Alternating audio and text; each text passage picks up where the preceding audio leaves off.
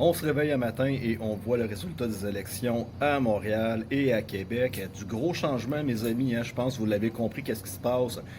Quelqu'un qui va continuer la destruction de Montréal, continuer les aventures de pistes cyclables, de ville 15 minutes et toutes ces choses-là. Et M. Tramway en personne qui a été réélu à Québec. Donc là, à un moment donné, et encore là, je le vois sur les réseaux sociaux, les élections sont volées, puis tout ça. Mais à un moment donné, il va falloir que tu passes à l'action par toi-même. Arrêtez de dire que tout est volé, puis là, tu vas attendre 5 ans, 10 ans en pensant qu'il va se passer quelque chose de concret. Je vais te dire un autre secret. Quand on parle du 51e État, là, que le Québec va rejoindre les États-Unis, je peux te le confirmer qu'aux États-Unis, les Américains ne veulent pas des woke québécois. Ils regardent les élections, qu'est-ce qui se passe là?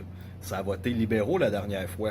Et là, tu regardes les élections municipales, ça recontinue à voter pour des woke libéraux au Québec. Fait juste penser, tu penses-tu vraiment que les Américains veulent se rajouter un État du Québec démocrate dans leurs élections, alors que Trump essaie de tout faire en sorte pour protéger les Américains et mettre du républicain? Fait que ton rêve de devenir 51e État, ça va pas se réaliser si facilement que tu peux le penser. Puis je vais te montrer juste un autre exemple.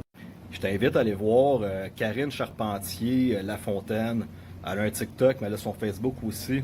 Et elle a tourné une vidéo qui vous explique toutes les subventions que le gouvernement est en train de faire à l'égard de 45 milliards de dollars dans des infrastructures technologiques. Et c'est le Québec qui est principalement choisi à cause de notre Hydro-Québec, l'électricité, nos secteurs plus au nord qui sont froids, fait que c'est parfait pour mettre des serveurs, des clouds informatiques puis tout ça. Donc le Québec devient l'épicentre du Canada de la quatrième révolution industrielle. Et pendant que tu penses, la grosse majorité des complotistes éveillés pensent qu'on est juste dans un combat politique, mais ils oublient toujours, toujours, toujours de mettre dans leur équation la quatrième révolution industrielle. Et ça, il n'y a personne qui peut l'arrêter. Donc en 2025, si tu penses encore que tu peux gagner quelque chose de concret dans les élections municipales, provinciales, fédérales, tu peux bien être un éveillé, mais tu n'as absolument rien compris de l'agenda qui est en train de se placer et que tu ne contrôles rien. Donc tu dois prendre des actions concrètes pour changer ta vie à toi et ta vie de tes enfants. Tu peux t'inscrire ici, je vais t'envoyer le lien de la conférence. Le 12 novembre, je suis à Québec. Le 13 novembre, je suis à Laval. Avocat en immigration, comment obtenir ton visa d'immigration, un visa américain, comment déplacer ton entreprise dans la fiscalité américaine pour obtenir un visa. Les infirmiers, les médecins, mon avocate, elle a un contact avec un hôpital à Orlando, est capable d'embaucher des gens. Les gens de la construction, ça va continuer à aller de plus en plus difficile, il n'y a plus de subventions, le Québec va continuer à planter, on n'aura plus de médecins.